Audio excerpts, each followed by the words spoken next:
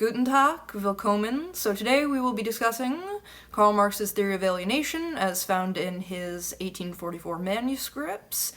This will be a relatively brief overview, but ideally fruitful nonetheless. So the discussion will proceed as follows.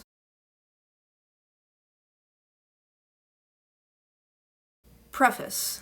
So I would like to preface this discussion with I am not a Marxist, I am not a communist, I am not a cultural Marxist, I'm just someone who has spent a good deal of time with Marx throughout my academic studies and whom sympathizes with some dimensions of Marx's theories and ideas, because I think they are still applicable, and I think they provide insights, and I think they can be useful tools or useful frameworks for conceptualizing dimensions of our existence, particularly our socioeconomic existence. So please, I hope you will listen to these ideas and think about them for yourself, or even better yet, if you've only heard about Marx from other people and haven't read any of his works and would like to, I would strongly suggest getting a copy of the manuscripts of 1844 for yourself. You can get them for free online via a Google search, I'm sure, or you can purchase it relatively cheaply as it's not that long from whatever your book retailer where you live is. So. Introduction. So to discuss alienated labor, we first need to define alienation, or what does alienated mean?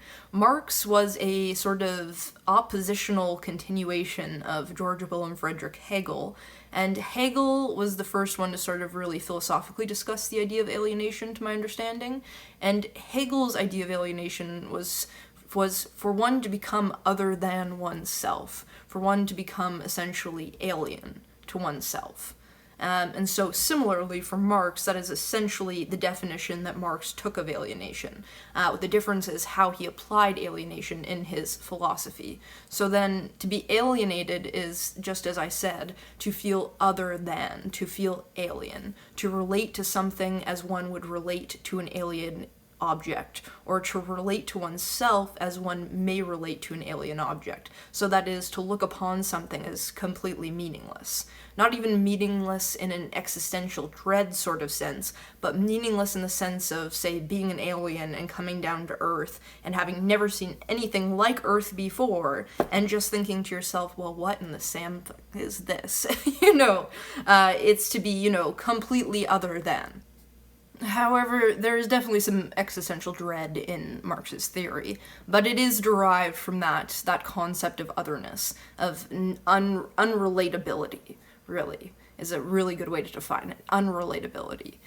So then, alienated labor, in Marx's theory, is the process of becoming alienated under the capitalist, specifically, processes of production. And what that means, in this context, capitalist processes of production, is simply any system, any socioeconomic system, wherein people are made to sell their labor to a business owner in return for wages. So that is, there are business owners and there are workers, and the workers sell their labor power to the businesses in return for wages. And that is where the process of alienation happens.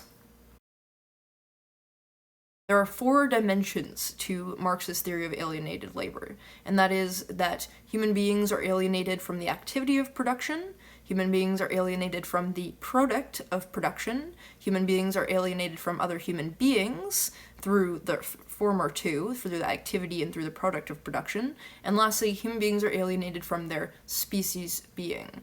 So we will break these down one by one. Before we fully dive into the 4-fold processes of the ways in which people are alienated by the processes of capitalist production, notably, this will not apply to all jobs, right? Marx even recognized this. This does not apply to everyone, not all of these things. But we will see, so let's just keep that in our noodles and proceed. Alright, number 1. Human beings are alienated from the activity of production. So there are different ways that you can interpret this, but I think that the main way that Marx meant this is that the worker goes to work every day and they stand in one spot, or perhaps they move around, but they're doing a certain activity that is not done necessarily for themselves, but is done for someone else. So say, for example, that your job is at an office where you're a receptionist or something of that nature, and your job is essentially to input data all day long. So all day you sit there at your computer inputting numbers. Or let's say you work in a factory that has, thanks to, for example, Ford, the revolutionary line where you no longer need to move around the factory and socialize and talk to people as you do your job, but rather everything comes to you on a conveyor belt. So you stand there all day doing the same thing over and over again until it's time for you to go home. Or let's say you work at a retail place where you sell clothes. So all day you stand and you talk to people, not in a authentic way, but you show them what they need. You act as a sort of ambassador for the company. So you are not acting, your activity is not as yourself, it's as someone for something else, right? It's to be a face for the company. So you wouldn't necessarily interact with people how you normally would interact with people. You would interact with people through the mode of being of the company, not authentically as yourself. So this really can apply to virtually any job, perhaps not all of them, but to a fair few jobs, a fair many jobs. That is, that when one goes to work, one is acting for someone else, not for oneself. They're acting as a face for the company. They are an arm of the company, an extension of the company. They are not themselves, they are, in that time period, a worker. And so Marx's idea about this, about being alienated from the activity of production, is that very activity of acting for someone else is alienating. It is turning yourself, essentially, into an alien object. You are no longer yourself, but you are, in that action, an alien to yourself, or you are other than yourself.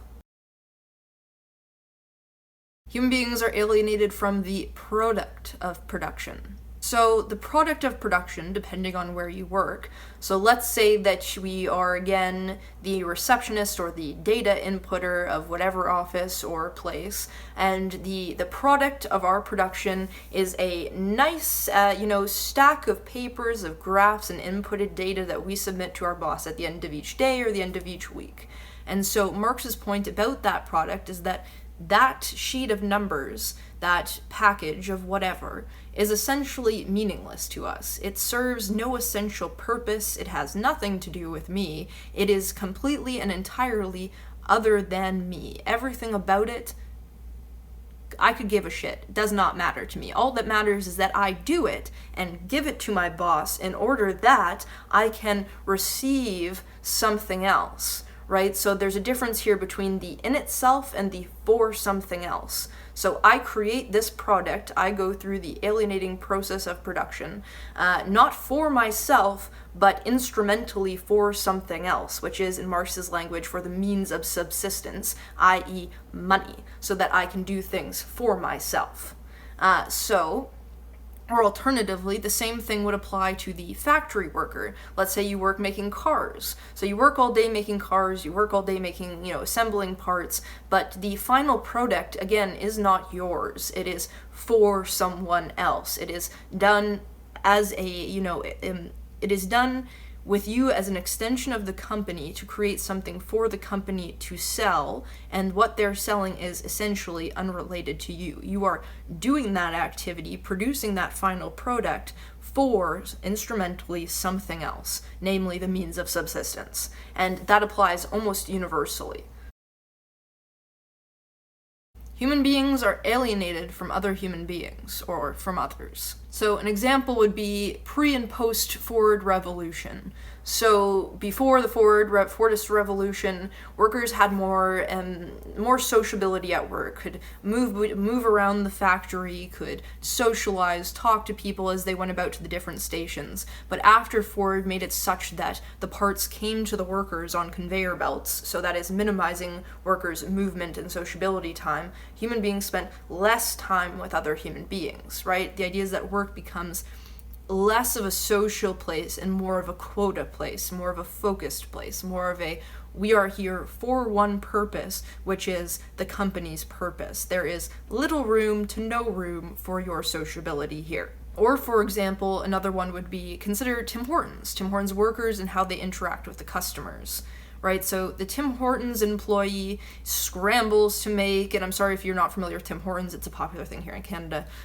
This Tim Hortons employee scrambles to make coffees, to make donuts, sandwiches, whatever, and throughout their day, they interact with the other workers somewhat throughout their shifts together. But the way that they also interact with customers is quite alienating, right? Because in the moment of, going through a drive-through, that worker at the drive-through is not necessarily a person to the person ordering. They are a worker. They are an embodiment of Tim Hortons, right? So how I treat that person is as Tim Hortons, not as person. So if I go through there and my coffee is made wrong, well, I come back and I'm rather sassy. Or if I go through and I get the wrong sandwich or the wrong whatever, I may come back in with quite an attitude towards those people because I see them in that moment not as people, but as extensions of a company who is meant to do one thing for me, right? So maybe you've acted like that before, maybe you've seen someone act like that before. I mean, just YouTube it, I'm sure you've seen someone act ridiculous because of something like that before.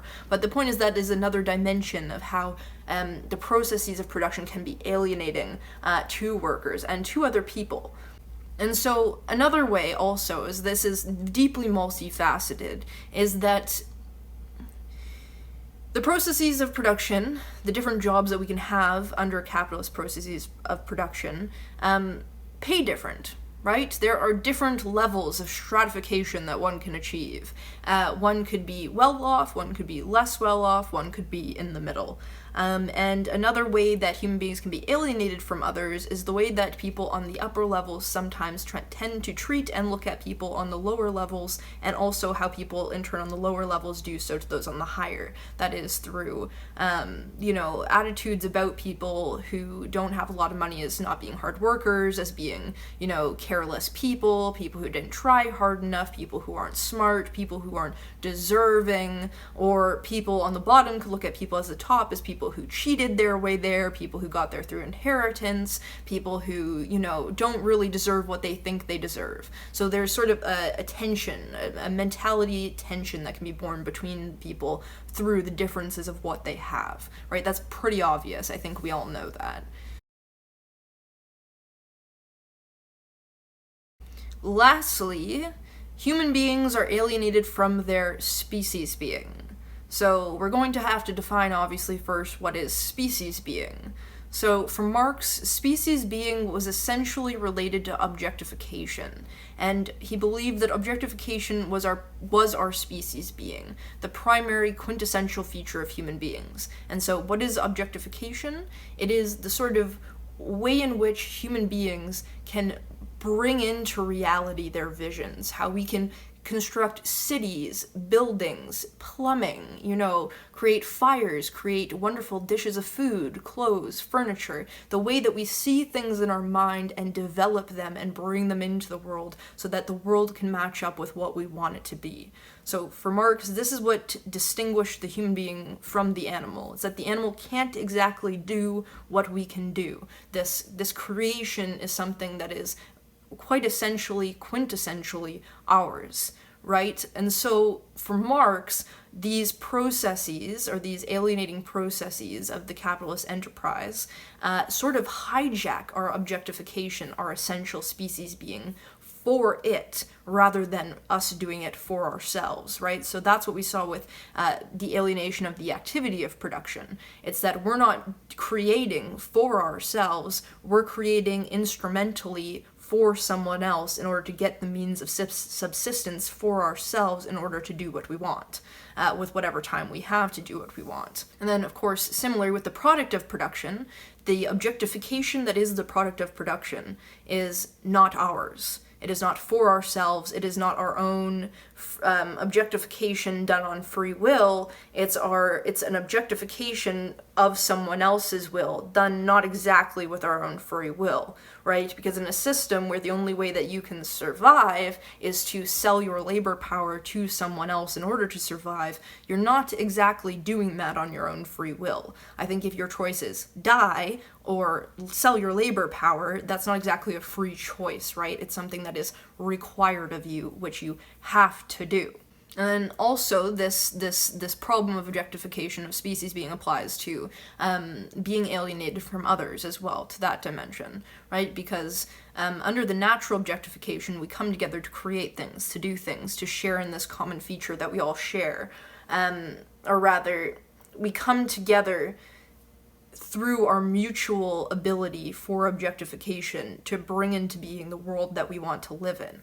However, under the capitalist mode of production, capitalist processes, we become alienated from others in the sense of our species being, in the sense that we're no longer exactly free to come together to just create the world that we want to create. We come together under certain dictates, certain conditions put upon us by the system to create what we're able to create. So, for example, we come together at a certain new business startup to try and create that. Or we come together at Tim Hortons, or we come together at a real estate thing. We come together at some already pre-established business, or a business that's trying to develop itself, and then we try to objectify within those confines. But that, again, is not necessarily an objectification of free will of species being. It's one done under the confines of the existent system. So it is in this way that human beings, according to Marx's theory of alienated labor, are alienated from the activity of production, the product of production, other people, and their essential species being.